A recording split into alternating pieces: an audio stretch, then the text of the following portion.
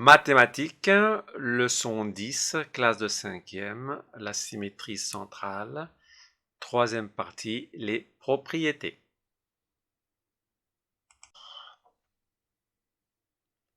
Symétrie centrale, partie 3, classe de 5e. Nous allons continuer sur une construction. La dernière, c'est l'image d'une figure par la symétrie de centre O sur une feuille quadrillée. Donc c'est la particularité. Alors voilà la figure originale et voilà la figure copiée. C'est le symétrique de la figure originale par la symétrie de centre O. Alors comment on fait? Eh bien, il suffit de prendre chaque point de la figure originale et de tracer son symétrique à chaque point. Et après, on relie. Allez, on va prendre un exemple. Ce point-ci. Donc là, avec une figure, avec une feuille quadrillée, on compte les carreaux. Je suis là. Donc 1, 2, 1, 2. Alors là, je fais 1, 2, 1, 2. Donc le symétrique de ce point-ci, par la symétrie du centre O, sera là. J'ai compté les carreaux. Hein. Ce point-ci, donc 1, 2, 1, 2. Donc ce point-là, son symétrique, il est ici. Celui-ci, donc là il y a un demi, un 2. Donc il y a ici un 2, un demi. Et après, voilà. Pour bien vérifier que vous avez fait les choses dans le bon ordre, donc vous prenez votre règle et vous visez. Et normalement, c'est bon. Donc là, on compte les carreaux. Celui-ci là, 1, 2, 1, 2. Donc là, on va faire 1, 2, 1, 2. Donc le symétrique de ce point ici, c'est celui-là. Donc, et pour vérifier, vous prenez votre règle. Et normalement, c'est bon. Une fois que vous avez fait les symétriques de tous les points, ben, vous les reliez entre eux. Et après, vous obtenez le symétrique de cette figure-là, qui est la figure conforme. Mais vous avez vu que le sens a changé. Alors que si ça avait été une symétrie axiale, le sens aurait été le même. Mais là, vous voyez, cette partie-là, elle se retrouve en bas. C'est parce que c'est une symétrie centrale par rapport à un point. Voilà pour la partie construction. Maintenant, je vais faire une comparaison entre les deux symétries. Et là, vous allez comprendre encore plus. Donc là, nous sommes dans une symétrie axiale. C'est l'axe, c'est la droite D. Alors, ici, il y a un angle droit, bien entendu. Et vous avez vu que le sens est le même, c'est-à-dire qu'on voit le bateau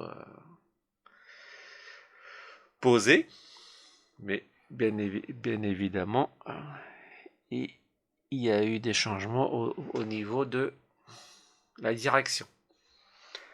Mais c'est le même principe, on prend chaque point et on fait son symétrique. Donc ce point-ci, son symétrique, il sera là. Alors pour faire le symétrique dans la symétrie axiale, il faut qu'il y ait un angle droit. Donc ce point-là, angle droit, même distance, il sera là. Et après, on relie chaque point pour faire le symétrie. Voilà, donc, alors là, peut-être vous demandez comment on va faire ça. Eh bien, quand vous aurez fait le symétrique de ce point-là, qui est là, et le symétrique de ce point-ci, qui est là, ben vous prenez votre compas et vous prenez la même mesure et puis vous faites un arc de cercle. Donc, ce n'est pas compliqué. Donc ça, c'est la symétrie axiale par rapport à un axe. Il faut que ça passe perpendiculairement. On va voir la symétrie centrale et vous voyez la différence entre la symétrie axiale et la symétrie centrale. Le principe est le même, c'est-à-dire on prend chaque point et on trace son symétrique. Mais là, c'est pas par rapport à un axe, c'est par rapport à un point. Donc là, le symétrique de ce point-là, il sera ici. Le symétrique de ce point-là, il sera ici. Le symétrique de ce point-là, il sera là. Et après, on relie chaque point.